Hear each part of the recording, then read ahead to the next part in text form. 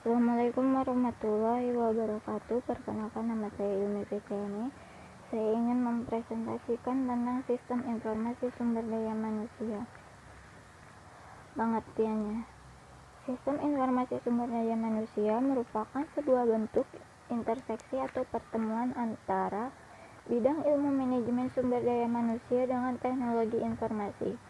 Sistem ini menggabungkan manajemen sumber daya manusia sebagai suatu disiplin ilmu yang utamanya mengaplikasikan bidang teknologi informasi ke dalam aktivitas-aktivitas manajemen sumber daya manusia seperti dalam hal perencanaan dan menyusun sistem pemrosesan data dalam serangkaian langkah-langkah yang terstandarisasi dan terangkum dalam aplikasi perencanaan sistem sumber daya manusia. Sistem sumber daya manusia menurut para ahli. Sumber daya manusia menurut Gomez pada tahun 2000 adalah salah satu sumber daya yang ada dalam organisasi, meliputi semua orang yang melakukan aktivitas. Selanjutnya adalah sumber daya manusia menurut Hasibuan pada tahun 2002 adalah kemampuan terpadu dari daya pikir dan daya fisik yang dimiliki individu. Perilaku dan sifatnya ditentukan oleh keturunan dan lingkungannya, sedangkan prestasi kerjanya dimotivasi oleh keinginan untuk memenuhi kepuasannya. Selanjutnya adalah tujuan sistem informasi sumber daya manusia.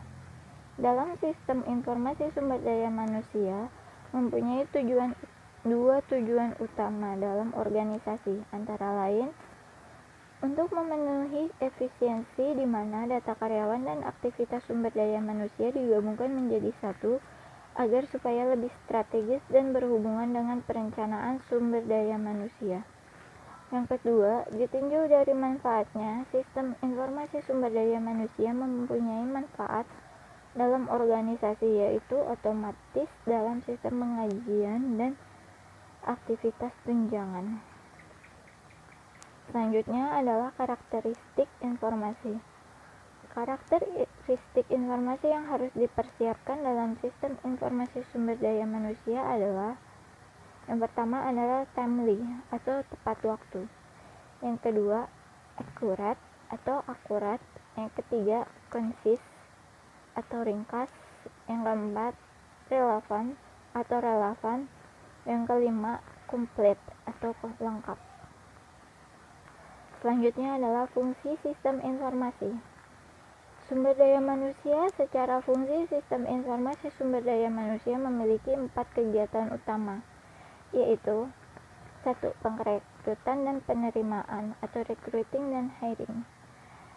Sumber daya manusia membantu menerima pegawai baru ke dalam perusahaan. Sumber daya manusia selalu mengikuti perkembangan akhir dalam peraturan pemerintah yang mempengaruhi praktek kepegawaian dan menasihati manajemen untuk menentukan kebijakan yang sesuai. Yang kedua adalah pendidikan dan pelatihan.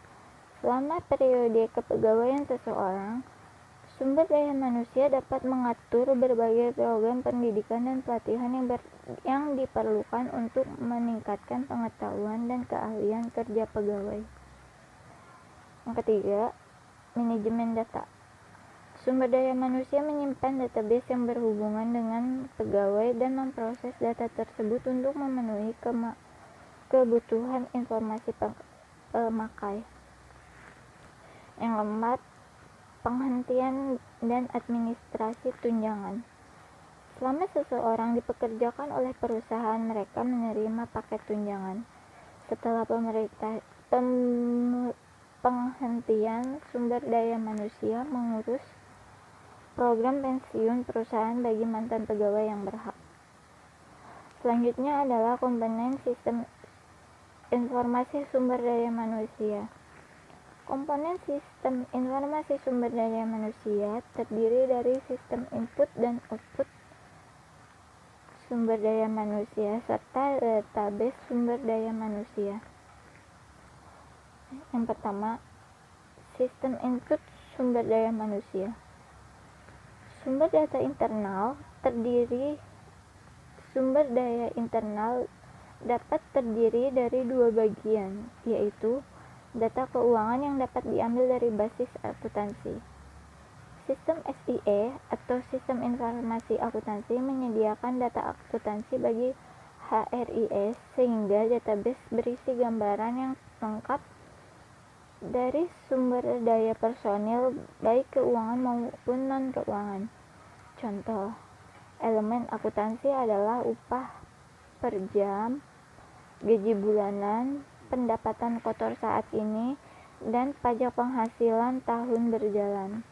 SIE menyediakan data akuntansi bagi HRIS sehingga database berisi gambaran yang lengkap dari sumber daya personil keuangan dan non-keuangan. Keterlibatan SDM dalam aplikasi pengajian dalam bentuk penyediaan proses dan data pendukung bagi SIE. Selanjutnya adalah data sumber daya manusia non-keuangan dapat diperoleh melalui penelitian SDM. Sistem penelitian sumber daya manusia berfungsi untuk mengumpulkan data melalui proyek penelitian khusus. Contohnya penelitian suksesi atau succession study dilakukan untuk mengidentifikasi orang-orang dalam perusahaan yang merupakan calon bagi posisi yang akan tersedia. Mungkin seseorang kepala departemen akan pensiun. Modul Sistem Informasi dan Manajemen Puncak ingin mengetahui siapa yang dapat dipertimbangkan untuk dipromosikan ke jabatan itu. Selanjutnya adalah analisis dan evaluasi jabatan atau job analysis and evaluation. Mempelajari setiap jabatan dalam suatu area untuk menentukan lingkup dan mengidentifikasi pengetahuan dan keahlian yang diperlukan. Selanjutnya adalah penelitian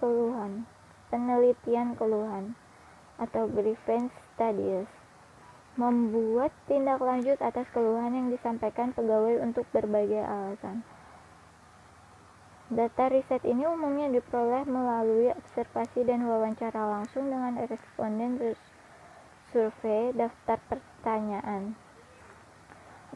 Data riset ini misalnya adalah data yang diperoleh dari studi suksesi, harapan karyawan, job analysis, kebutuhan tenaga kerja, identifikasi pengetahuan dan keahlian yang dibutuhkan untuk pekerjaan-pekerjaan tertentu, keluhan karyawan, dan sebagainya. Selanjutnya adalah sumber data eksternal.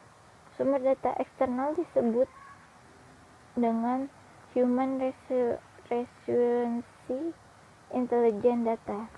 Sistem ini mengumpulkan data yang berhubungan dengan sumber daya manusia dari lingkungan luar perusahaan. Elemen lingkungan yang menyediakan data ini meliputi pemerintah, pemasok, serikat pekerja, masyarakat global, masyarakat keuangan, dan pesaing. Intelijen pemerintah. Pemerintah menyediakan data dan informasi yang membantu perusahaan mengikuti berbagai peraturan ketenagakerjaan. Selanjutnya adalah intelijen keuangan. Masyarakat keuangan memberi data dan informasi ekonomi yang digunakan dalam perencanaan personil. Yang ketiga, intelijen pemasok. Pemasok mencakup perusahaan seperti perusahaan asuransi yang memberi tunjangan pegawai dan lembaga penempatan lulusan universitas serta agen tenaga kerja yang berfungsi sebagai sumber pegawai baru.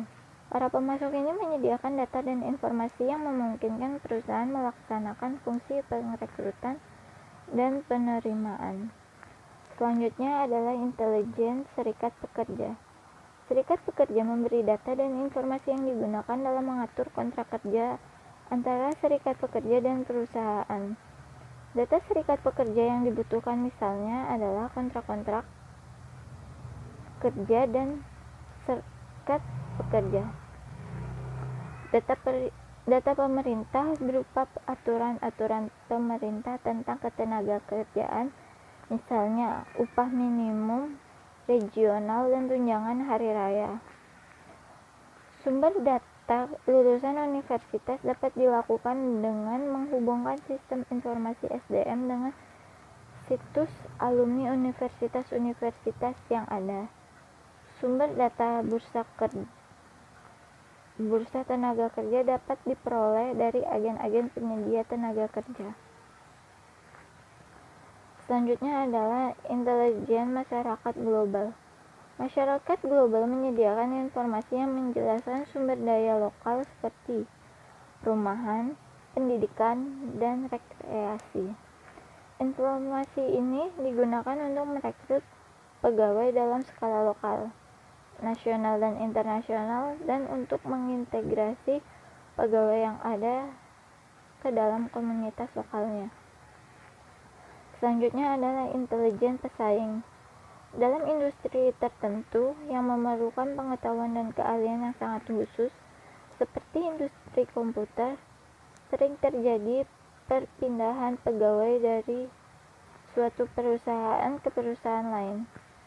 Beberapa perusahaan memandang pesaing mereka sebagai sumber pegawai baru yang baik dan mengumpulkan informasi mengenai praktek personalia bersaing dan mungkin informasi perorangan yang berpotensi untuk direkrut.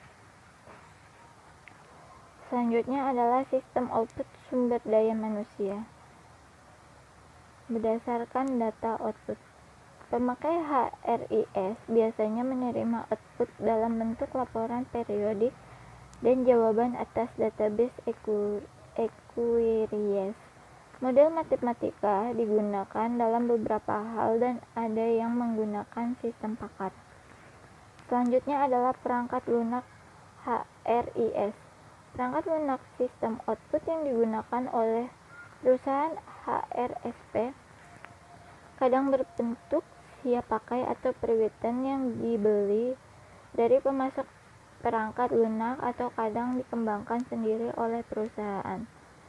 Lebih banyak perangkat lunak pesanan custom yang dikembangkan bersama oleh sumber daya manusia dan jasa informasi daripada SDM atau jasa informasi sendiri, dan tampaknya sedikit yang diproduksi oleh perusahaan luar. Selanjutnya adalah 6 macam kelompok output dapat dihasilkan oleh sistem informasi sumber daya manusia. Informasi tentang perencanaan tenaga kerja merupakan yang dibutuhkan oleh para manajer untuk merencanakan kebutuhan tenaga kerja dalam jangka pendek dan jangka panjang.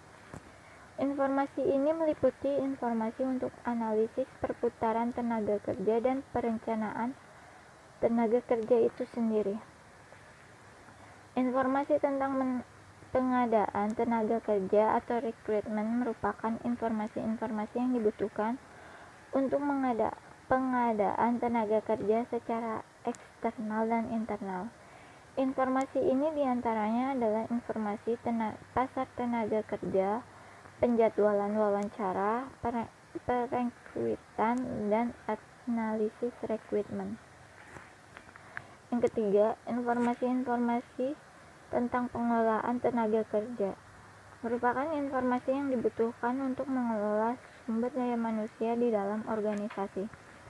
Informasi-informasi meliputi informasi-informasi pelatihan, penilaian atau evaluasi kerja, evaluasi keahlian karir, relokasi jabatan, suksesi, kedisiplinan. Dalam hal jumlah aplikasi, ini merupakan subsistem terbesar dengan 7 aplikasi.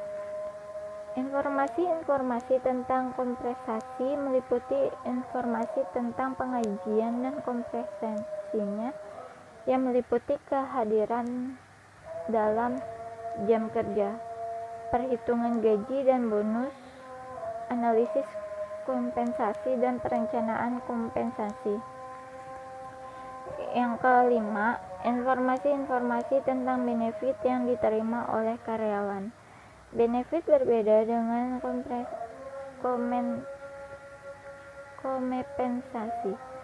Kompensasi lebih intensif yang dihubungkan dengan kinerja karyawan, sedangkan benefit lebih ke manfaat tambahan yang diterima karyawan seperti dana pensiun. pensiun di perusahaan dapat berupa definite contribution atau perusahaan memberi kontribusi, misalnya penambahan 10% dari gaji untuk tambahan pensiun diberikan langsung ke karyawan. Definite benefit atau perusahaan menyediakan dana tiap bulannya disimpan ke dalam dana pensiun dan akan diterima karyawan jika mereka pensiun, atau profit sharing atau karyawan menerima persentasi dari laba perusahaan.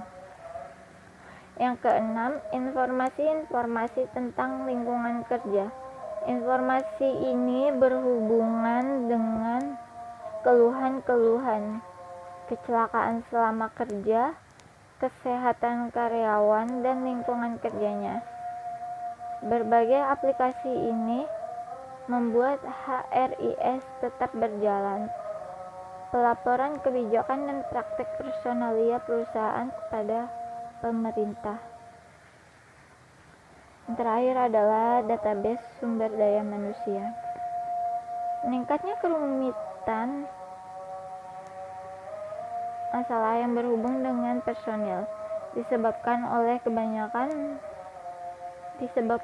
banyaknya peraturan pemerintah dan meluasnya pilihan benefit, membuat penyimpanan data dalam komputer sebagai suatu keharusan.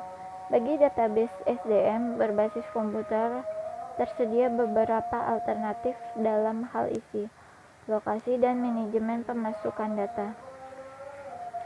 Isi database HRIS dapat berisi data yang menjelaskan tidak hanya pegawai, tetapi juga organisasi dan perorangan di lingkungan perusahaan. Elemen-elemen lingkungan mempengaruhi sumber daya manusia dalam beberapa cara. 1. Data pegawai. Kebanyakan database berisi data yang berhubungan dengan pegawai perusahaan yang ada. Kedua, data non-pegawai. Jika diminta untuk menjelaskan data non-pegawai dalam database mereka. Yang keempat, lokasi database dalam perusahaan HRSP. Sebagian besar database HRIS ditempatkan pada komputer sentral perusahaan, tetapi yang lain berada di SDM, pada divisi operasi lain, dan di luar pusat pelayanan. Yang keempat, perangkat lunak manajemen untuk aktivitas dan efisiensi sistem. Dalam aplikasi HRIS harus diterapkan konsep Database Management System atau DBMS untuk mengelola database HRIS. Oke, sekian presentasi dari saya. Sekian dan terima kasih. Kurang lebihnya mohon maaf. Wabillahi taufiq wal hidayah. Wassalamualaikum warahmatullahi wabarakatuh.